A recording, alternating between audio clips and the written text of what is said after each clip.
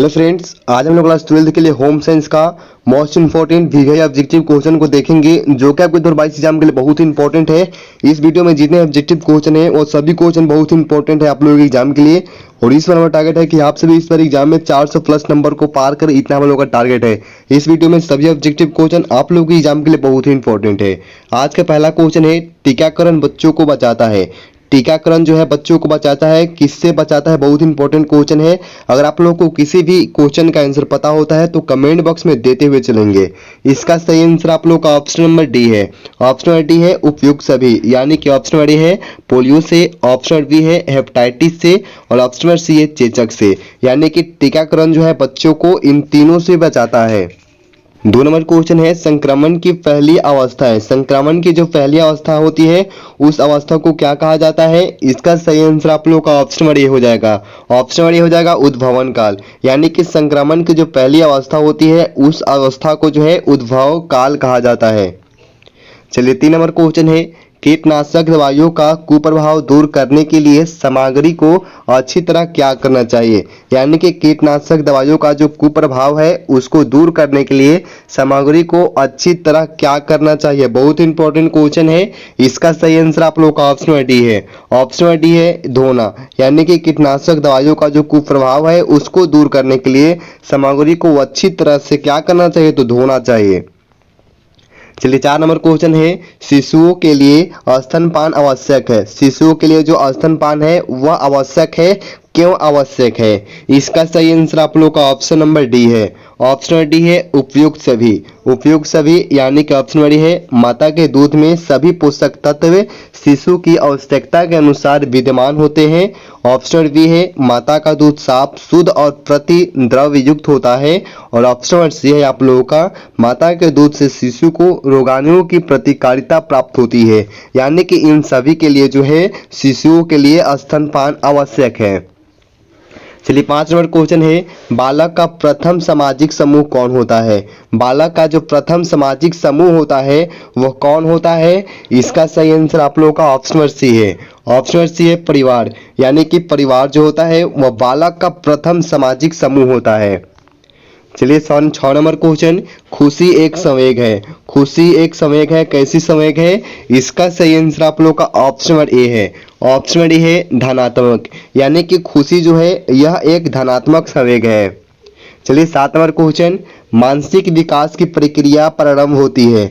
मानसिक विकास की जो प्रक्रिया होती है वह किससे कब प्रारंभ होती है? इसका सही आंसर आप लोगों का ऑप्शन नंबर बी है। ऑप्शन नंबर बी है जन्म के बाद, यानी कि मानसिक विकास की जो प्रक्रिया है वह जन्म के बाद से क्या होती है? तो प्रारंभ होती है। चलिए 8 नंबर क्वेश्चन, किस काल में बालक अधिकांश बातें घर वालों के अनुकरण द्वारा सीखता है? यानी कि किस काल में जो है बालक अधिकांश बातें को घर वालों के अनुकरण द्वारा ही सीखता है? इसका सही आंसर आप लोगों का ऑप्शन नंबर ए हो जाएगा।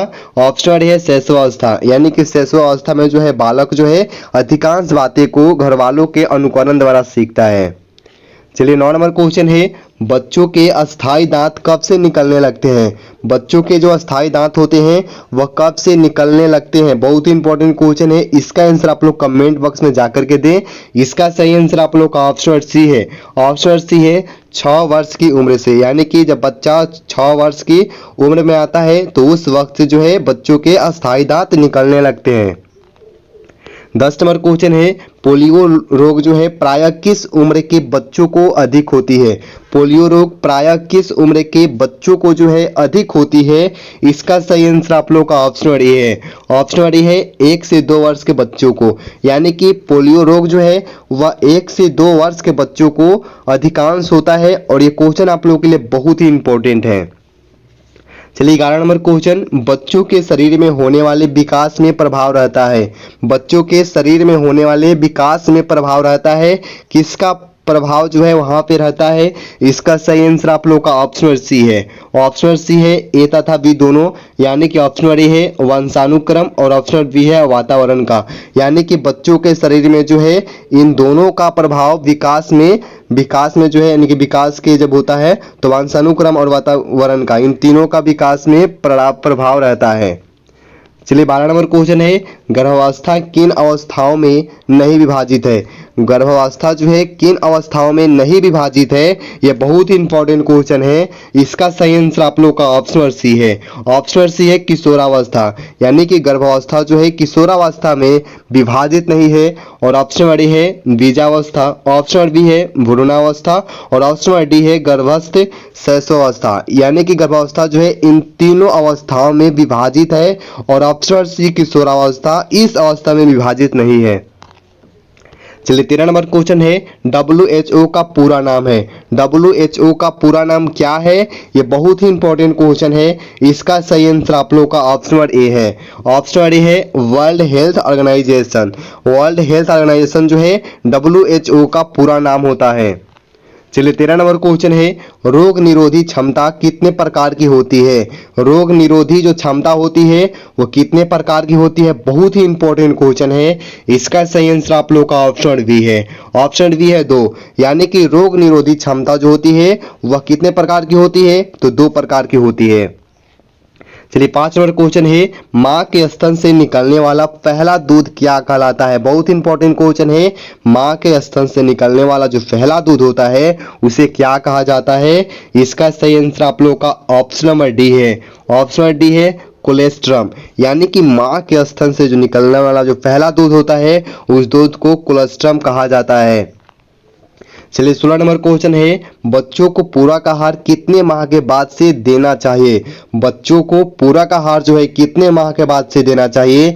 इसका सही आंसर आप लोग का ऑप्शन ये हो जाएगा 6 माह, यानी कि बच्चों को जो है पूरक आहार 6 माह के बाद से देना चाहिए। बहुत ही इंपॉर्टेंट है। चलिए 17 नंबर क्वेश्चन है, विकासात्मक मनोविज्ञान लाभदायक है। विकासात्मक जो मनोविज्ञान है वो किसके लिए आवश्यक है, किसके लिए लाभदायक है? इसका सही आंसर आप लोग का ऑप्शन नंबर ए है। ऑप्शन नंबर ए है बच्चों के लिए, यानी कि विकासात्मक जो मनोविज्ञान है वह बच्चों के लिए बहुत ही लाभदायक है। चलिए 18 नंबर क्वेश्चन है, मोटापे की स्थिति है। मोटापे की स्थिति है, मोटापे की स्थिति जो है कब आती है? इसका सही आंसर आप लोग का ऑप्शन सी है। ऑप्शन सी है वसा में ऊतकों में वसा की मात्रा एकत्र हो जाती है तो मोटापे की स्थिति आती है। चलिए 19 नंबर क्वेश्चन है, शारीरिक विकास की सबसे महत्वपूर्ण अवस्था है। शारीरिक विकास की सबसे महत्वपूर्ण अवस्था जो है वो कौन सी अवस्था है? इसका सही आंसर आप लोग का ऑप्शन बी है। ऑप्शन बी है बाल्यावस्था, यानी कि बाल्यावस्था जो होती है वो शारीरिक विकास की सबसे महत्वपूर्ण अवस्था होती है। चलिए 20 नंबर क्वेश्चन है और ये आपका आज का लास्ट क्वेश्चन है, क्षय रोग फैलने का माध्यम है। क्षय रोग जो है उस फैलने का माध्यम क्या है? इसका आंसर भी आप लोग कमेंट बॉक्स में दे। इसका सही आंसर आप लोग का ऑप्शन नंबर ए है। ऑप्शन नंबर ए है दूषित वायु, यानी कि दूषित वायु के माध्यम से जो है क्षय रोग फैलता है। बहुत इंपॉर्टेंट क्वेश्चन और ये आप लोग का आज का लास्ट क्वेश्चन है। अगर आप लोग चैनल पर हैं तो चैनल को सब्सक्राइब कर लेंगे, वीडियो को लाइक करेंगे, दोस्तों के साथ जितना हो सकता है उतना शेयर करें। वीडियो से रिलेटेड कोई भी कंफ्यूजन होता है, किसी भी क्वेश्चन में डाउट होता है तो आप लोग कमेंट बॉक्स में जाकर के वहां पे आप लोग पूछ सकते हैं। मिलते हैं अगले वीडियो में, धन्यवाद।